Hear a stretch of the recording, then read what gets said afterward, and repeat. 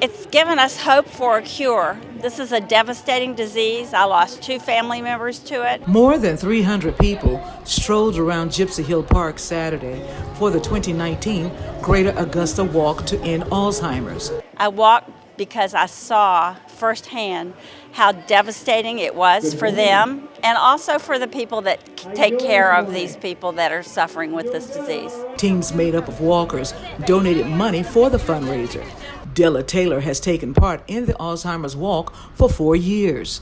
Taylor's team, Calvary 2179, has participated for 2 years. Michelle LaRose is a regional walk manager for the Alzheimer's Association. LaRose's grandparents on both sides of her family were stricken with the disease. Both have passed. It was back in teenage years, but I remember how devastating it was.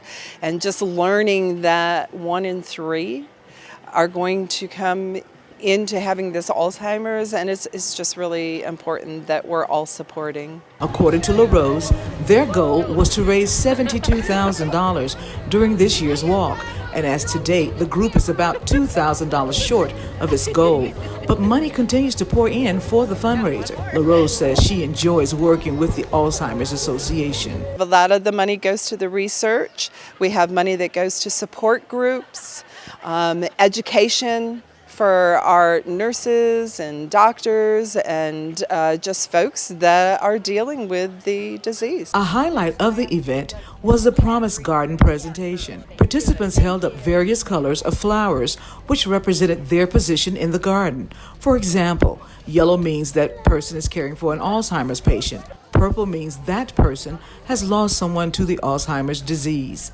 Blue means that person has Alzheimer's, and orange means that person is supporting the Alzheimer's Association. Join Kelly in raising it and keep it held high. If you have a purple flower, like George Weaver, you're here today because you've lost someone to Alzheimer's. George lost his wife, Grace. Everyone with a purple flower, please raise your flower and keep it held high. If you're holding a yellow flower, like Greg Kitchen, you're here today because you're supporting or caring for someone with Alzheimer's. Greg and his wife Laura, along with her sister, are caring for their mother. If you have a yellow flower, please raise that and keep it held high. And if you have a blue flower, you're here today because you are living with Alzheimer's or another dementia. Bill is holding the blue flower to represent his brother. If you have a blue flower, please hold that and keep it held high. Jen Weaver has served as a volunteer and walker for a decade. Weaver shared with me her personal story about why she participates in the event. January of 2009, my mother passed away from Alzheimer's, and so we've been involved with the walk ever since in her memory.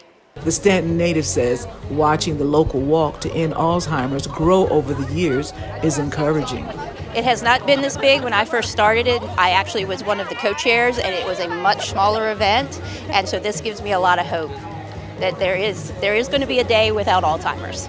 We were happy to have 75 to 100, so it has grown tremendously, which also shows how many more people are being touched by this cruel disease. In Staunton, Elaine Rackley for Breaking Through News.